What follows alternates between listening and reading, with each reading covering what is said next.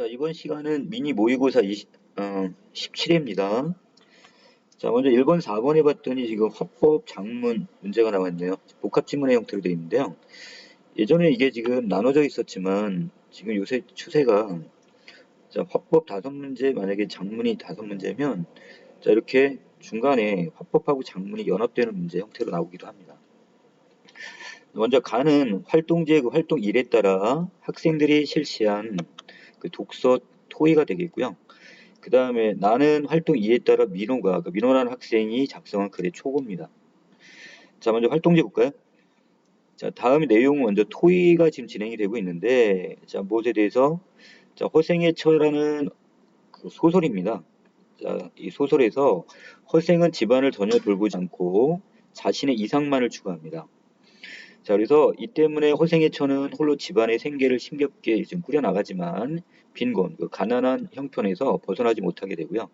자, 이러던 중에 허생의 처는 행복하지 않은 자신의 처지를 한탄하며 이제 결국 갈등하게 되죠. 자, 그래서 여기는 이 허생과 그 다음에 허생의 처의 어떤 가치관의 차이점 때문에 결국 두 인물은 갈등을 하게 됩니다. 자, 두 인물은 삶에서 중요시하는 행복의 조건이 서로 달라 갈등한다고 볼 수 있는데, 자, 허생의 입장은 어떤 입장? 예, 세상의 이치를 밝히고자 독서에만 열중. 다시 이야기하면, 자기가 이 학문을 하는 이유가 이 독서라고 했죠. 결국 자신이 이 학문을 하는 이유가 어떤 세상을 이롭게 하기 위한 것. 자, 이렇게 생각을 합니다. 그것이 자신의 행복이라고 생각해요. 자, 여기서 우리가 지금 다뤄야 될 거는 그럼 이 허생의 처가 추구하는 행복의 조건이 무엇이냐? 이걸 지금 알아보는 토의입니다. 자, 활동이는 이 토의 내용을 참고해서 자신의 삶을 자, 성찰, 반성하는 글을 쓰는 내용입니다. 자, 가문단을 먼저 보시면 자, 여기서 현지가 지금 사회자 진행 맡았네요. 자, 활동지를 나눠주면서 지난 시간에 허생의 처를 읽었고 소설. 자, 이번 시간에는 그 허생의 처가 추구하는 그 행복의 조건이 무엇인가에 대한 주제로 토의를 하겠답니다. 자, 주제를 제시했네요. 자, 그 다음에 토의를 시작하면 민호가 먼저 이 행복의 조건은 지혜나 그다음에 도덕적 선과 같은 내적 조건과 부나 명예와 같은 외적 조건을 나눌 수 있는데, 자, 허생의 처는 이 중에서 어떻게 가난하기 때문에 빈곤, 가난한 형편에 놓여 있기 때문에 행복하지 않다고 생각한대요. 자, 이런 이유로 허생의 처는 결국 외적 조건인 부를 추구하는 사람이다 이렇게 봤습니다. 자, 그런데 영수는 허생의 처는 생존을 위한 기본적 요건을 충족하고자 한 것으로 지금 보고 있네요. 자, 민호가 좀 다른 입장인데, 자, 그런 점에서 허생의 처가 외적인 조건인 부를 추구하는 사람이라 볼 수 없다고 봤네요. 자, 민호도 거기에 대해 어느 정도 동감을 하네요. 자, 그러면서 자, 허생의 처가 행복의 외적 조건인 부를 추구하고 있다고 보는 건 적절하지 않다고 보고, 자, 현지가 정리를 해줍니다. 다시. 자, 그래서 허생의 처가 추구한 행복의 조건을 외적 조건이나 내적 조건만으로는 접근할 수 없다고 봅니다. 자, 그렇다면 자, 현지가 지금 제안하는 것은 그 다음 다른 어떤 측면에서 혹시 접근할 수 있을까 이렇게 얘기합니다. 자, 그래서 민호가 이것을 행복의 조건을 가족 구성원의 관계라는 측면, 그러니까 새로운 측면으로 지금 접근을 하게 됐죠. 바로 여기서 다른 측면에서 지금 접근했습니다. 자, 그래서 허생의 처는 홀로 가정생계를 꾸려야 하는 부담을 일방적으로 강요받고 있고, 허생은 또 허생의 처의 그 심경을 외면하고 있대요. 그 나몰라란단 말이야. 이 때문에 허생의 처는 행복하지 않다고 느끼는 것 같다. 자, 민호는 이렇게 일방적으로 지금 허생이 부당, 다른 말로 이걸 뭐라고 바꾸면 되겠어요? 자, 어떤 희생, 이것을 지금 일방적으로 강요당하고 있다 이렇게 지금 보고 있습니다. 자, 거기에 대해서 영수도 어느 정도 동의를 하는 것 같은데, 허생의 처가 여기서 지금 추구하는 행복의 조건을 가족 구성원의 관계라는 측면에서 살펴본다면, 자, 같은 입장입니다. 자, 나는, 자, 그 허생의 처가 그 소설의 그 대화 일부분인데요. 나는 내 남편이 하는 일을 모르고, 또 남편은 제 아내인 나를 모르고, 라고 허생의 처가 남편에 대해 한탄한 대목을 볼 때, 자, 허생의 처는 가족 간의 소원한 관계, 이 소원이란 말은 두 사람의 관계가 친밀하지 못하고 멀다 이런 얘기입니다. 자, 그래서 두 사람의 관계가 먼 관계도 행복하지 않은 이유가 될 수 있다. 이렇게 얘기합니다. 자, 현지가 다시 한번 정리를 해주네요. 결국 허생애처는 지금 강요된 희생. 자, 이것은 바로 아까 민호의 입장이었었나요? 자, 그리고 소원한 관계. 두 사람의 관계가 멀기 때문에 이렇게 보는 건 누구 입장? 영수의 입장이었죠. 자, 두 가지 이유 때문에 행복하지 않았던 것이고 결국 가족 구성원 간의 바람직한 관계를 행복의 조건으로 추구하는 것. 자, 이렇게 봤습니다, 지금. 자, 남은 단은 여기에 대해서 지금 민호가 쓴 내용입니다. 자, 허생애처를 읽고 그 다음에 허생애처가 빈곤한 형편에 힘들어하고 한탄한 모습을 통해서 나는 이 행복의 조건을 처음에는 외적 조건을 봤어. 하지만 자, 토의를 하고 나서 단지 그것이 생존, 바로 외적인 조건뿐만 아니라 자, 물질 이런 것이 아니라 어떤 다른 이유가 있다 이걸 봤습니다. 바로 그걸 물어봤어요. 자, 이런 생계적인 문제뿐만 아니라 자, 이것이 아니라 그 밑으로 쭉 그냥 내려가겠습니다. 자, 그래서 허생은 자신의 이상을 추구하느라 독서에만 전념하여 가정을 외면했고 이 때문에 허생애처는 생계의 부담을 홀로 떠안게 되었대요. 자, 그래서 남편인 허생과 관계가 멀어지면서 가족 구성원으로서의 바로 이 유대감 또한 느낄 수가 없게 됐답니다. 자, 그래서 결국 허생애처가 행복해지기 위해서는 가족 구성원 간의 어떤 바람직한 관계 역시 중요한 조건이 된다고 봤어요.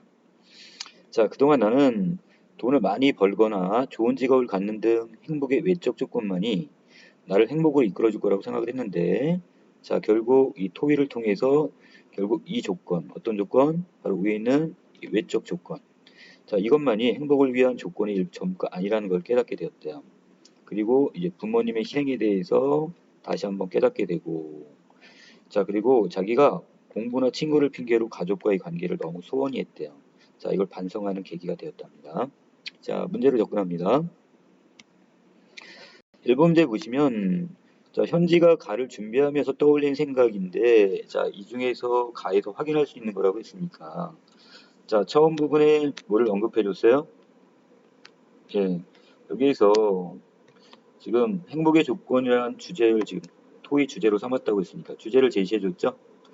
자, 그리고 중간중간에 내용을 정리해 주는 부분도 있었고 자, 그리고 더 나아가서 어떤 다른 측면에서 접근할 수 있는 방법은 없을까? 그래서 여기서 이걸 제안을 했으니까 자, 그래서 이 세 가지가 다 나왔다고 본다면 뭐 여기도 다시 한번 정리하는 부분이 또 보이네요. 자, 그렇다면 결국 여기 동그라미 가에 시작할 때 토의 주제를 언급해줬고 자, 그 다음에 토의 내용을 정리하는 부분이 있었습니다. 자, 마지막 질문을 통해 다른 관점에서 생각해보는 자, 다른 관점 이것을 유도하게 됐죠. 이 세 가지 답은 3번이 되겠네요. 자, 2번으로 내려갑니다. A, B를 이해한 내용이 적절한 걸 찾으라고 했으니까 자, 지금 B 부분에 보시면 자, 다시 1패로 갑니다. 자, 위로 올라가시면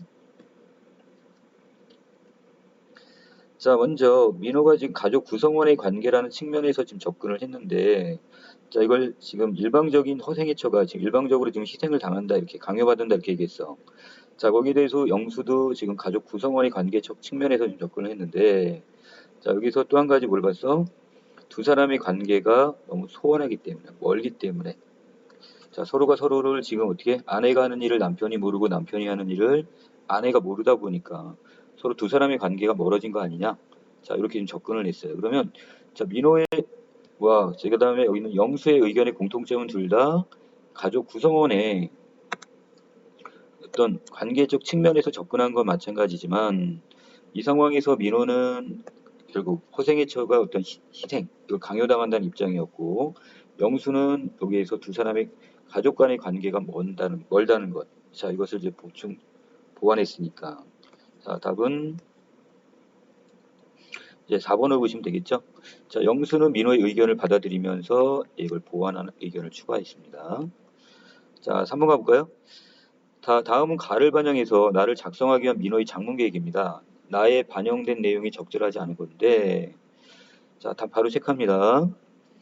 자, 맨 마지막에 보시면 그 허생애처가 왜 행복하지 않은지에 대해서 나와 영수가 동의했던 두 가지 이유 중에 자, 지금 동의한 것은 결국 가족적인 관계. 자, 아랫부분에 보시면 이 가족 간의 관계, 그러니까 내 외적인 조건이라기보다 가족 간의 관계라는 면에 동의를 했어요. 자, 그런데 여기에서 지금 누구 입장에서는 자, 영수하고 지금 민호가 지금 입장이 좀 달랐죠? 자, 그래서 자, 누가 먼저 지금 민호가 먼저 자, 민호 입장이 먼저였죠? 자, 민호가 먼저 뭐라고 얘기했었고요.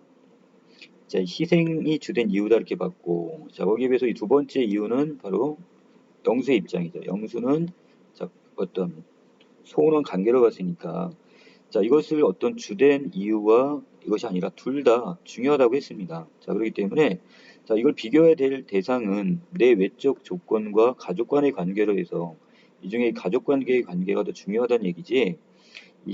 여기서 희생과 그 다음에 소원한 관계 이 둘 중에 어떤 것을 더 우선시하는 건 없었습니다. 예, 답은 5번. 자, 4번도 하나 갑니다. 자, 여기서 보기는 민호가 나를 쓴 후에 찾은 자료입니다. 나의 문맥에 따라 보기를 활용해서 기억을 구체화시키겠대요. 자, 적절한 걸 찾으라는데, 자, 먼저 A, B 단락 부분에서는 자, 소득이 높아질수록 행복 수준도 상승할 거라고 지금 일반적으로 생각하는데 그렇지 않대요. 일정한 수준을 넘어서게 된다면 소득이 더 증가해도 행복 수준은 더 이상 상승하지 않는답니다. 자, 이게 무슨 얘기냐? 예를 들어서 월급이 100만 원인 사람이 150만 원이 된다면 그 사람은 분명히 소득이 올라갈수록 그만큼 행복 수준이 상승할 거야. 하지만 거기에 비해서 월등히 많은 일정한 소득을 얻는 사람, 예를 들어 뭐 1000만 원, 뭐 1억을 매달 버는 사람 입장에서 거기서 1100만 원이 됐다고 해서 그 사람이 행복 수준이 더 올라가진 않을 겁니다. 자, 바로 이걸 얘기하는 거고. 자, 두 번째, OECD 국가 간 행복 비교 연구에서 행복 수준을 조사하기 위해 물질적 풍요 수준, 이 아까 얘기했던 뭐가 되는 거야? 바로 외적 수준이 되는 거죠. 외적 조건이 되겠네요. 자, 이거 그 다음에 또 가족이나 친구와 같은 인간관계. 자, 아까 이 영수와 민호가 봤던 건 바로 이 두 번째 거죠. 자, 인간관계에서의 만족 수준을 종합적으로 고려해야 된다. 이 입장인데. 자, 이 자료를 어디다 활용할 거냐? 자, C를 활용해서 행복을 위한 조건으로 물질적 부도, 물질 경제적인 어떤 풍요도 중요하지만 자, 가족 구성원 간의 바람직한 관계 형성이 중요하다. 이 내용이 더 구체화시키면 되겠네요. 예, 답 3번입니다. 자, 그다음 5번은 문법 문제가 나왔네요. 자, 자음 두 개가 음절 끝에 놓일 때, 자, 음절 끝이니까 어디가 되는 거야? 예, 요 아랫부분에 있는 바로 이렇게 요 부분을 얘기하는 거죠. 자, 이게 음절 끝이 되는데 이 둘 중에서 하나의 자음이 탈락하는 현상을 우린 자음군 단순화라고 해요. 자, 이 자음군이 뭐냐? 자, 여기는 이 군이란 단어가 나왔는데, 자, 이 한자로 쓰면 자, 무리 군자입니다. 자, 그렇다면 자음이 하나가 아니라 여러 개가 같이 왔다 이렇게 보시면 되겠죠. 자, 그래서 여기 리을, 기억 두 개가 왔습니다. 이게 자음군이 되는데, 자, 실제 근데 우리가 발음을 할 때 이 두 개를 다 발음을 못해요. 자, 이 경우에 자, 어떤 하나가 지금 사라지게 되는데 이 경우는 어떤 게 사라졌어요? 자, 리을, 기억 중에서 기억만 발음이 되고 앞에 있는 리을이 탈락했죠. 자, 그래서 이게 자음군 단순화입니다. 자, 밑에 기억의 문제는 뭐냐? 이번에는 두 개의 자음 중에서 자, 빨간색 부분에 보시면 자음 3이 탈락한다고 있으니까 자, 이 경우는 어느 부분에 예, 여기는 이 자음 3 부분이 탈락하고 뭐가 남아야 돼요? 자음 2가 남아 있어야 됩니다. 자, 이걸 찾으라고 했으니까 자, 이건 방법은 하나밖에 없어요. 직접 어떻게 해야 돼? 소리 들어다 써봐야 되겠네요. 자, 선택지 1번에 보시면 갑은 어떻게 써야 되고요? 갑 이렇게 쓸 테고요. 그 다음에 넋은 넋 이렇게 쓰게 될 겁니다. 자, 지금 둘 다 결국 어느 부분? 요 뒤에 있는 요 시옷. 자, 여기도 마찬가지죠? 요 시옷이 이렇게 탈락을 했으니까 자음 3이 탈락한 거 맞네요. 자, 그래서 답은 1번. 자, 6번, 9번 지문에 갑니다. 자, 이거는 자, 독서 지문 중에 사회 파트입니다. 자, 부터 정치와 관련된 내용인데요. 자, 프랑스의 법률가인 몽테스키에는 동양의 유교 사회를 법이 아닌 도덕에 의해 다스려지는 사회라고 말합니다. 어떻게 보면 되게 좋은 말 같은데, 자, 그런데 그걸 다시 한번 되짚어 보면 동양의 유교 사회를 근대적인 뭐가 없는 법이 부재하는 사회. 뭔가 법의 체계가 제대로 안 갖춰져 있다. 그래서 도덕만을 너무 강조하는 사회다. 자, 그래서 다른 말로 이거를 뭐라고 한대요? 예, 합리성이 결여된 이것이 빠진 그러니까 뭔가 합리적으로 만들어진 법이 아니라 그냥 주먹구구식 어떤 도덕에 의해서만 너무 이 연연해서 지금 다스려지는 이런 사회다 이렇게 지금 보고 있어요. 자, 이거를 지금 결국 우리나라를 지금 어떻게 법 체계가 제대로 안 서 있다고 지금 무시하는 내용입니다. 자, 그렇다면 유교를 통치 이념으로 삼았던 조선도 법이 아닌 도덕에 의해 다스려진 사회인가? 자, 여기에 대해서 지금 위에서 지금 몽테스케가 지금 동양의 어떤 유교 사회, 더 나아가 우리 조선도 여기도 같이 유교적 사회였잖아요. 자, 과연 그러면 이걸 무시하고 있는데 과연 그것이 도덕에 의해만 다스려진 사회인가? 여기에 대해 지금 반문을 합니다. 이 질문에 대한 답을 얻기 위해서 조선시대의 법전이 이 경국대전, 자, 이것을 찾을 수 있대요. 자, 서양인들이 동양의 유교 사회에 근대적인 법이 부재한다고 판단하는 근거 중에 첫 번째가 뭐냐? 법적 안정성이 떨어진다 이 입장을 지금 들고 있어요. 자, 이게 무슨 얘기냐? 경국대전이 편찬되기 전까지 조선은 왕이 바뀔 때마다 기존의 법전에 왕의 명령을 덧붙이는 방식으로 법전을 새로 편찬을 했어요. 이로 인해서 법 조항 사이에 통일성이 없어졌고 결국 안정적인 법 집행이 어려웠답니다. 어떻게 여기까지만 본다면 결국 이 서양 사람들이 바라본 판단한 것이 맞을 수가 있겠네요. 자, 그런데 자, 우리가 지금 경국대전이 나온 이후에 어떻게 바뀌었는지 볼까요? 자, 이에 세조는 자, 기존 법전과 왕들의 명령을 통일성 있게 정리해 나감과 동시에 우리 고유의 관습법을 반영해서 법조항을 상세히 기록해 나갑니다. 자, 기존에 있던 법전에다가 거기다가 왕들의 그 명령 그리고 여기다가 우리 고유의 관습법 자, 이 모든 것들을 만들어서 이제 상세히 다 기록을 하게 돼요. 몇 년 걸렸대요? 30년이나 걸렸답니다. 자, 그리고 성종 때 이르러 경국대전은 완성이 됩니다. 자, 이거는 왜? 자, 이 경국대전을 통해 결국 우리가 추구했던 내용은 결국 뭐가 되는 거예요? 예, 시대가 변하더라도 크게 바꿀 필요가 없는 법을 만들겠다는 편찬 의도. 이게 경국대전에 이게 담겨져 있답니다. 자, 이거는 왜 이렇게 만들었냐? 자, 그때 왕이 바뀌었어. 자, 임금이 바뀌었단 말이야. 그럼 그 임금이 절대적인 권한을 가졌으니까 그 사람이 그거 갖고 막 흔들어 버려. 법을 무시하고 자기 마음 내킨 대로 다스려버리면 안 되잖아요. 자, 그래서 이걸 우리가 어떻게 용인 이것을 그대로 간과하거나 그걸 받아들이지 않고 이걸 어떻게 하기 위해서 법에 의해 안정적으로 운영되는 역할. 자, 그렇다면 서양인이 봤던 것과 다르게 이 경국대전 이후에 우리의 법 체계는 결국 법에 의해 다스려진 나라네요. 자, 그 다음에 두 번째 서양인들이 또 뭐라고 지금 얘기를 하냐. 자, 유교사의 법은 한 목적성을 갖추지 않고 있다 이겁니다. 어떤 구체적인 목적성이 떨어졌다 이런 얘기예요. 그래서 결국 경국대전 편찬에 참여한 그 학자인 최양이 뭐라고 얘기하냐. 자, 사람은 욕망이 싹 트면서 선한 바탕을 잃어버린대. 사람들이 너무 욕심이 과하면 착한 마음을 잃어버릴 수가 있대요. 그래서 덕치를 이상으로 하되 덕치니까 뭐야? 덕으로 다스리는 거야. 자, 현실에서는 법을 수단으로 삼아야 한다 이렇게 얘기합니다. 자, 결국 지금 여기서 추구하고자 하는 것은 결국 뭐예요? 덕으로서 나라를 잘 다스리는 거야. 백성들이 교화가 되는 거야. 하지만 그것이 안 이루어질 때 바로 현실적으로 무엇을 법을 수단으로 삼아야 된다 이렇게 얘기합니다. 자, 그럼 법이 필요한 거네요. 자, 그래서 백성들을 오로지 상벌로만 상을 주거나 벌로만 다스리는 것은 유교의 이상에 부합하지 않아. 그게 적합하지 맞아떨어지지가 않는단 말이야. 자, 그래서 법이 덕칠한 이상을 위한 수단으로 사용돼야 한다는 겁니다.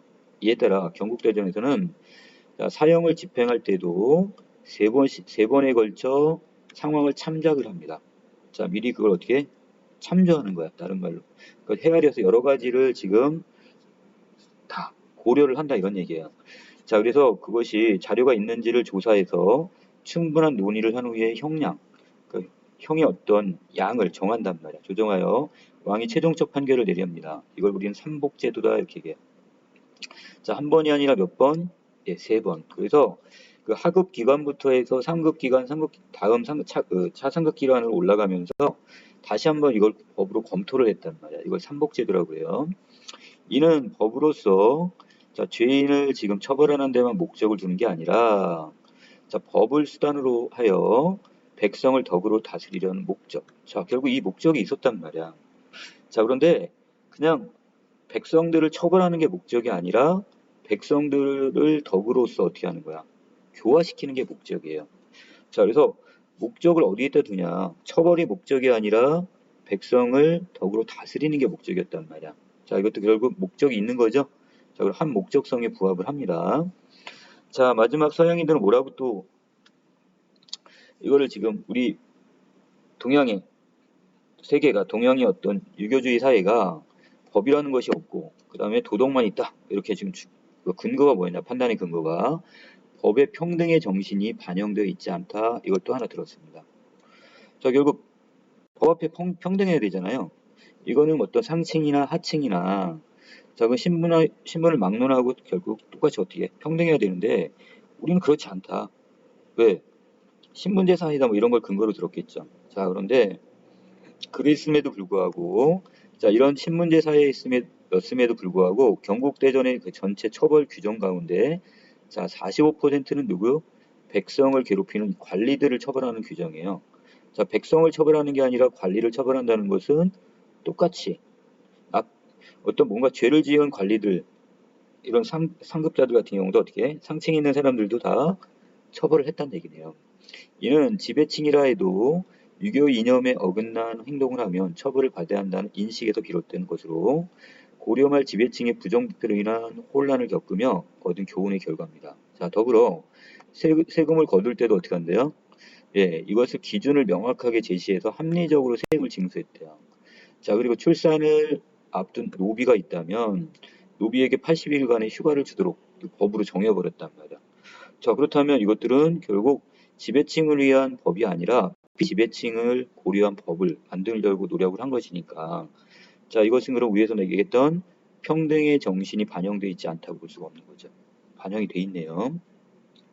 자, 이상의 내용으로 볼 때 우리는 자, 여기다 어떤 내용이 예, 처음 부분에 어떤 내용이 있었습니까? 예. 자, 8번 문제하고 같이 연결해서 바로 좀 풀어볼게요. 자, 뭐라고 있었냐면 8번이 아니라 7번이었군요. 자, 7번에 보시면 이런 내용이 있었죠. 동양의 유교 사회를 근대적인 법이 부재하는 사회다. 그리고 도덕성만 강조하는 사회다. 자, 몽테스키는 이렇게 서양 사람도 이렇게 판단을 했는데 자, 이 여러 가지 세 가지에 대해 반박을 하면서 결국은 아니다.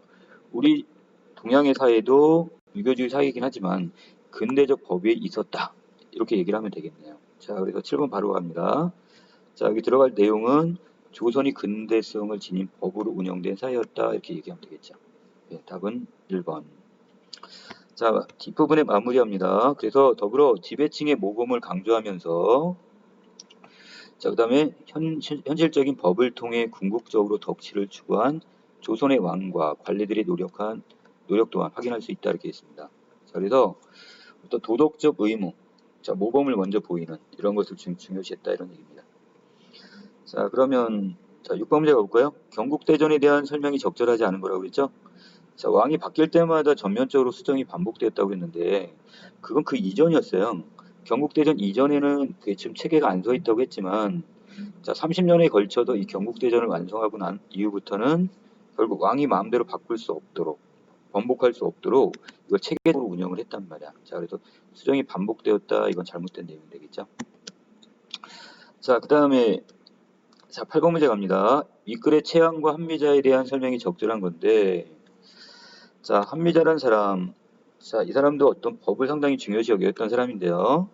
자, 인간은 본래 이기적인 존재래요. 자, 이 면에서는 지금 누구? 아까 최양도 뭐라고 했어? 예. 자, 어떤 욕망 때문에 자, 욕망이 싹트게 되고 이것 때문에 선한 바탕을 잃어버린다는 얘기를 했어요.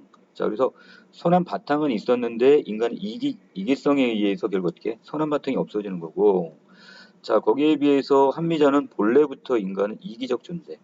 자, 그래서 여기 더 올라가면 결국 어떤 존재? 자, 여기 성악설의 입장입니다. 지금. 자, 그래서 재화가 한정된 상황에서 다툼이 발생할 수밖에 없다고 봅니다.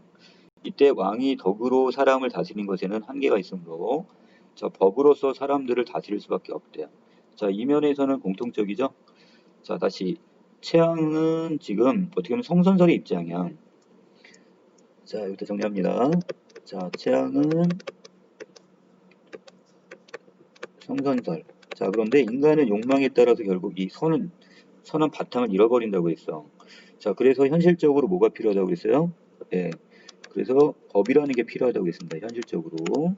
자, 한미자는 지금 원래부터 근데 어떻게 인간은 이기적 존재, 성악설 입장에서 자, 그래서 결국 어떻게 법으로서 다스릴 수밖에 없다고 얘기하죠. 자, 법으로 다스린다는 말에는 한미자와 최양이 공통점입니다.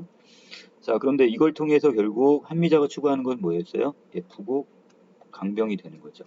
자, 아까 최양은 뭐 어떤 입장이었죠? 예, 최양은 바로 여기서 덕치, 바로 여기 도덕입니다. 도덕성을 지금 어떻게 도덕적으로 교화시키는 게 목적이 된다고 했으니까 예, 차이점이 좀 있네요. 자, 결국 답은 어디에? 자, 선택지 5번에 보시면 자, 최양은 어떤 입장이 되는 거고요? 덕치를 주장했고 한미자는 바로 이 부국 강병을 통해서 예, 필요하다는 것 인정을 하고 있습니다. 자, 답 5번이 되겠습니다. 자, 여기까지 됐으면 자, 9번 가볼까요? 자, 이게 사전적 의미를 지금 정리하는 부분인데 자, D부분에 보시면 참작이라는 단어가 있었을 거예요. 앞으로의 일을 미리 헤아리다 이럴 때는 짐작, 이게 좀 더 가까울 것 같고요. 자, 참작은 아래에서 제가 써놨습니다. 참작, 이리저리 비추어 보아서 알맞게 고려하다, 이걸 우리는 참작하다 이런 말을 씁니다. 네, 답 4번. 자, 마지막 10번, 12번 현대 소설 파트입니다. 자, 여기 보시면 여러분이 이거 내용을 지금 읽어봤을 텐데 앞에 좀 줄거리가 좀 빠졌어요. 자, 전체적인 내용에서 자, 이렇게 좀 정리해 볼까요? 자, 아버지가 계셨고 예전 어머니. 이때는 그래도 단란했던 어떤 가족이 있었고 바로 누구? 이게 형과 그 다음에 나, 동생 이렇게 해서 같이 살았는데 자, 아버지가 지금 그래도 남부럽지 않게 지금 어느 정도 재산을 남겨놓고 돌아가셨단 말이야. 자, 그런데 자, 결국 아버지는 돌아가시고 자, 형은 또 형대로 어떻게 했어요? 여기 첫 번째 지역을 보시면 자, 술을 좋아하고 노름을 좋아하다 보니까 자, 결국 아버지가 남겨놓으신 재산, 유산을 어떻게 하고 다 탕진해 버립니다. 그리고 형은 그러고 나서 어떻게 저 세상으로 가버렸단 말이에요.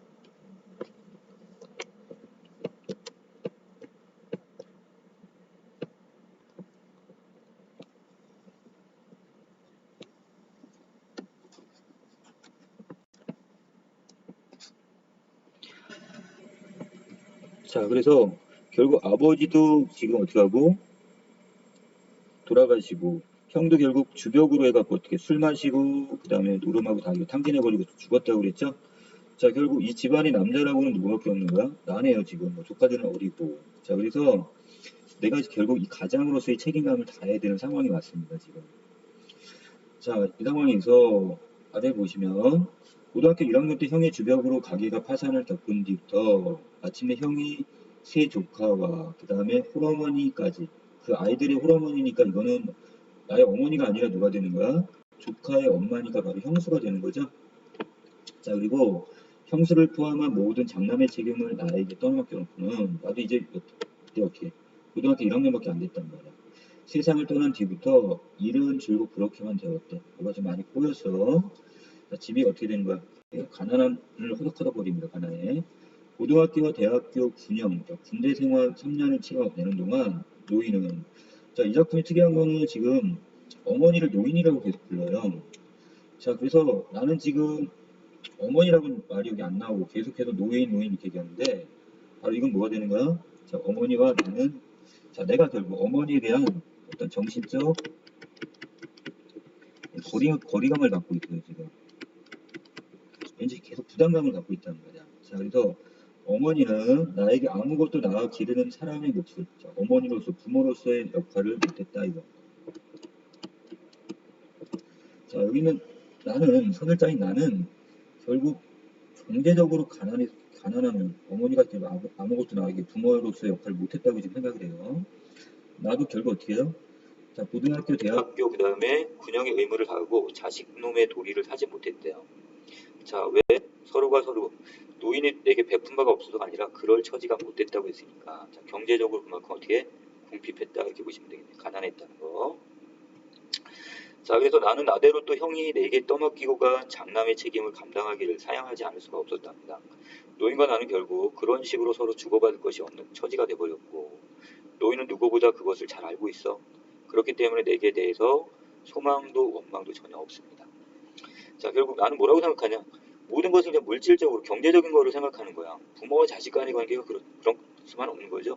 아무리 부모님이 가난한 부모님이 여러분이 태어났을 자식이 그렇다고 지금 부모님이 가난하다고 부모님이 결국 나에게 아무것도 해주지 않았다 이렇게 할 수는 없는 거잖아요. 자, 그 정신적인 어떤 사랑이나 이런 걸 나는 지금 무시하고 있습니다. 자, 중략 줄거리입니다. 여기 과거 회상의 형태로 돌아갔는데요. KC에서 공부를 하며 고등학교 1학년을 보내고 있던 나는 형이 아까 그 첫 번째 문날에 얘기했던 재산을 탕진해 집을 팔았다는 소식을 듣고 고향에 다시 오게 됩니다. 자, 그래서 혼자 지금 KC에서 유학생활을 하고 있었어요. 자, 그 상황에서 지금 어떻게 되는 거야? 이제 고향에 왜?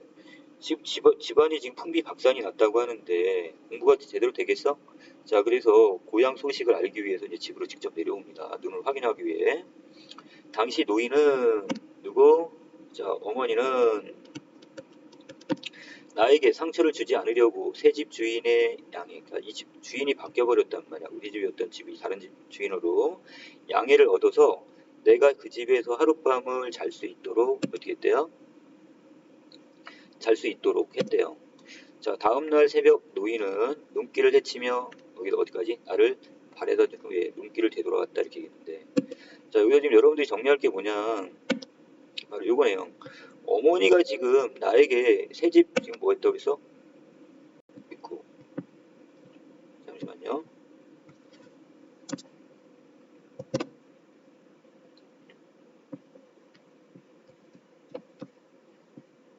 자, 화면이 지금 넘어갔는데,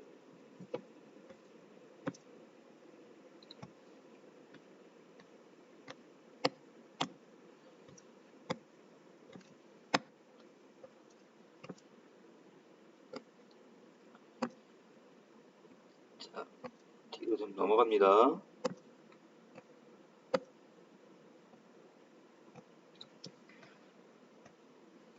자, 여기 다시 나왔네요. 지금 어머니가 지금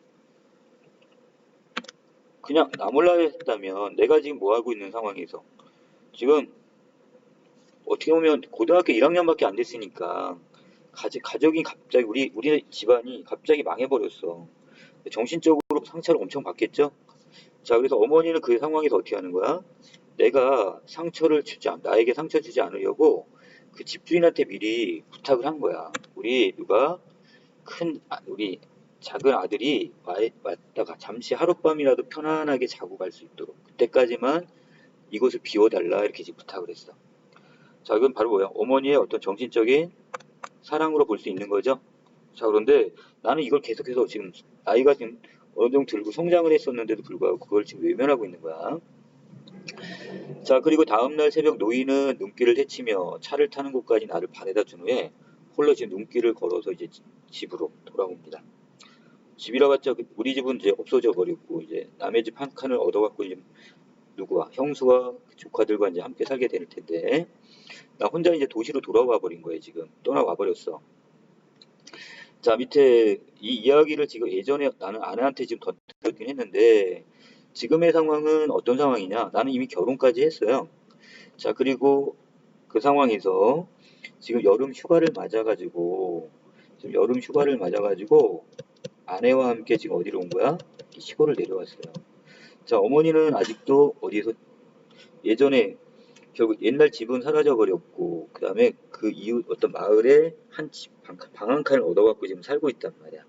자, 그 집에서 아내와 나와 노인이 같이 하룻밤을 보내고 있어요. 조카하고 형수들은 이제 이웃집에 이제 다른 집에 이제 방을 얻어갖고 이제 자러 갔고, 자, 이 상황에서 아내는 나와 지금 노인의 사이가 안 좋은 걸 알기 때문에 자, 어머니에게 지금 어떻게 과거의 그 눈길 이야기를 지금 다시 지금 재촉을 하는 거야. 그래서 그걸 이야기를 들려줌으로써 내가 어머니의 사랑을 깨닫게 하기 위한 그런 현명한 아내입니다, 지금. 자, 그래서 나는 지금 술을 마시고 잠이 얼핏 들었다가 지금 아내와 노인이 지금 주고받는 대화 때문에 지금 눈은 감고 있고 떠 있는 지금 어떻게 의식은 있는 상태입니다. 자, 아내가 지금 어머니에게 지금 묻고 있네요. 시어머니한테. 그 눈길을 혼자서 돌아가시던 그때 일을 말씀이세요? 그러면서 눈길을 혼자 돌아가다 보니, 자, 나는 이미 도해지로 나를 이제 버스를 태워서 보내고 그 눈길을 지금 혼자서 지금 어머니가 지금 걸어서 돌아오고 있단 말이야. 돌아갔다 보니 그 길에는 아직도 우리 둘 말고 어머니와 나의 그 발자국 말고는 아무도 지나간 사람이 없었대. 자, 그래서 이 기억은 둘이 걸어온 발자국이 됐으니까, 자, 여기에서는 어디? 자, 집에서부터 어디까지 온 거야? 이 버스 정류장까지 걸어온 길입니다.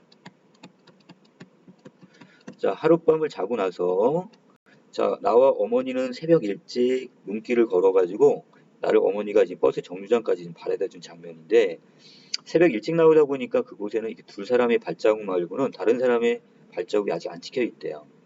그래서 어머니는 그 발자국 때문에 아들 생각이 더 간절하셨겠네요. 바로 아들 나.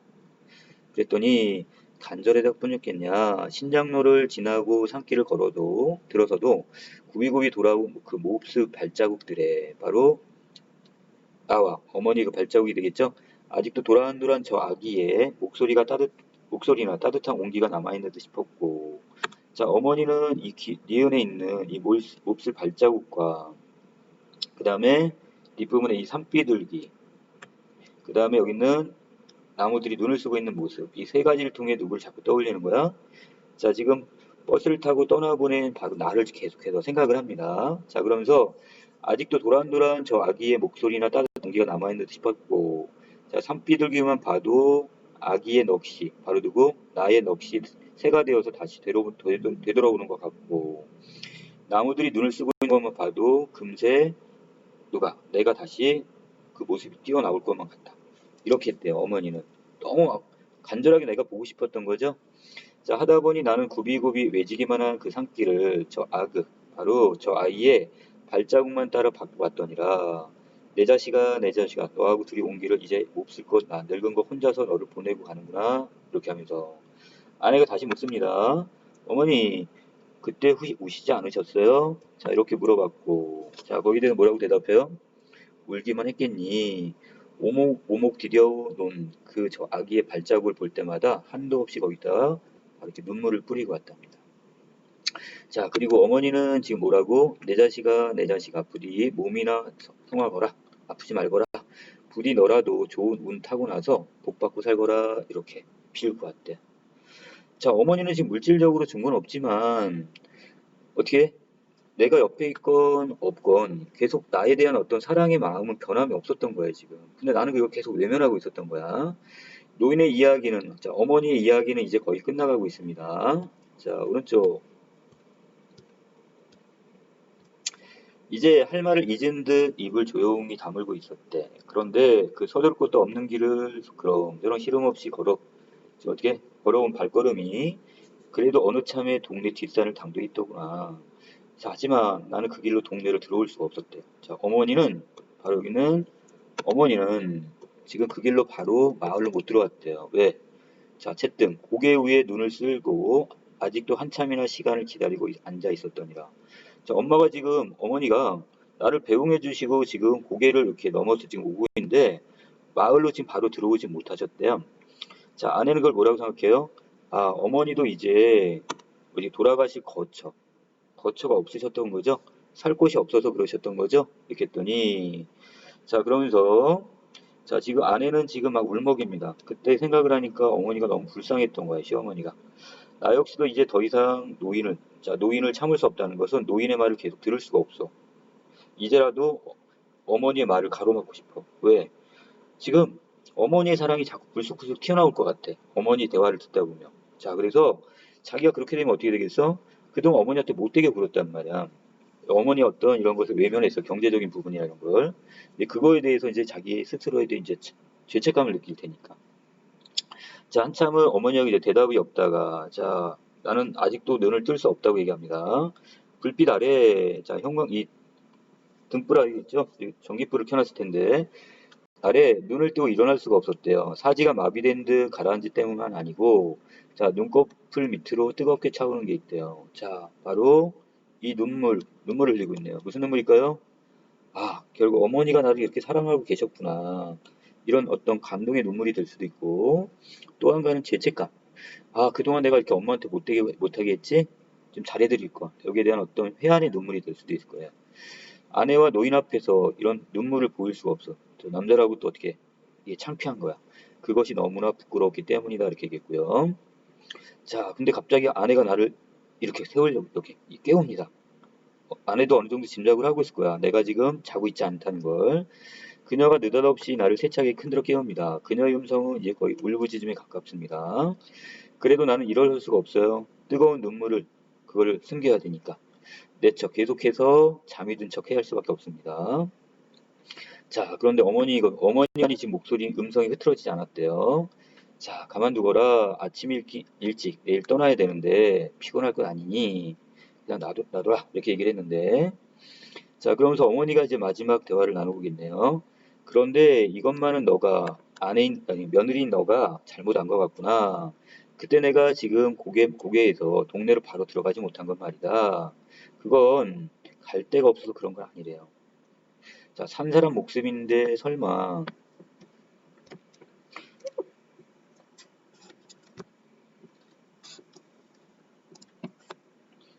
자, 그래서 자, 산 사람 목숨인데 갈 곳이 없었을 리가 없대요. 자, 그게 아니라 바로 햇살이 활짝 퍼져 있었대요. 자, 지금 새벽 길을 갔다가 이제 돌아올 때쯤 되니까 이제 시간이 경과했고 아침 해가 떴네요, 지금. 자, 이 상황에서 더구나 동네에선 지금 아침 된 연기가 한참인데 그렇게 시리는 눈이 툭 부으면서 여기까지 우시면서 오셨잖아. 자, 그게 햇살이 부끄러워서.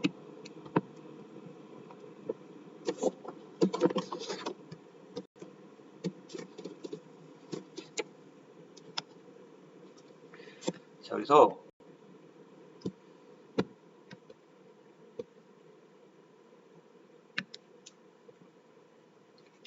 자, 햇살이 너무 부끄러워서 차마 어떻게 동네 골목을 들어설 수가 있더냐. 그놈의 맑은 햇살이 너무 부끄러웠대요. 자, 이때 부끄러움은 그 동네 사람들 보기도 부끄럽고 또 한 가지. 자, 그동안 자식한테 못해준 그 미안한 마음, 이 모든 부끄러움이 여기 다 같이 녹아 있습니다. 그래서 시린 눈이라도 좀 가라앉히고자 그래서 앉아 있었더니라. 예, 소설은 이렇게 결말이 났습니다. 자, 뒷부분의 내용은 누구에게?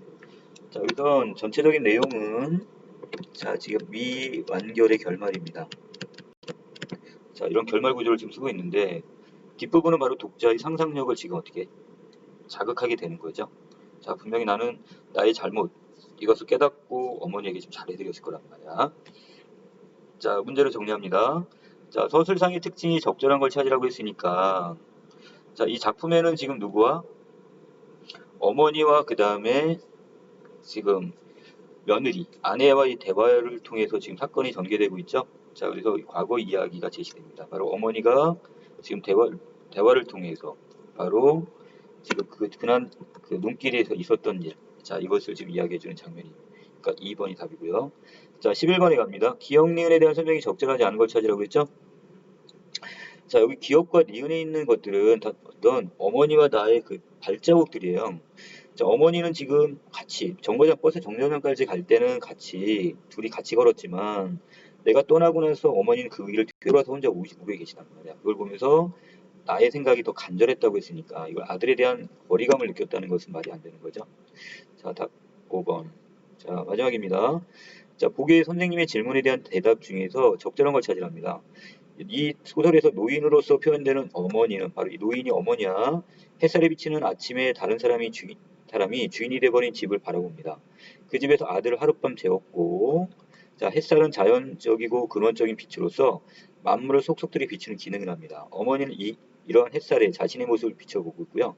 이 점에 주목하며 A에 대한 노인의 심리, 자, 어떤 정서적인 상황, 이걸 지금 물어봤는데, 자, 어머니는 뭐가 이렇게 부끄러웠을까요? 햇살이. 예, 아들에게 부모로서의 도리를 다하지 못했다는 바로 자신의 무력감 삶이 너무나 한스럽고 그것이 너무 부끄러웠겠죠? 자, 이런 어머니의 마음이 드러날 겁니다. 자, 여기까지 정리를 했고요. 지금 화면 상태가 좀 안 좋습니다. 자, 이 틀린 문항 수꼭 정리해 놓으시고 그 채점하고 그것만 써놓지 말고 여기다가 그 틀린 부분 있죠? 뭐가 틀렸는지 만약에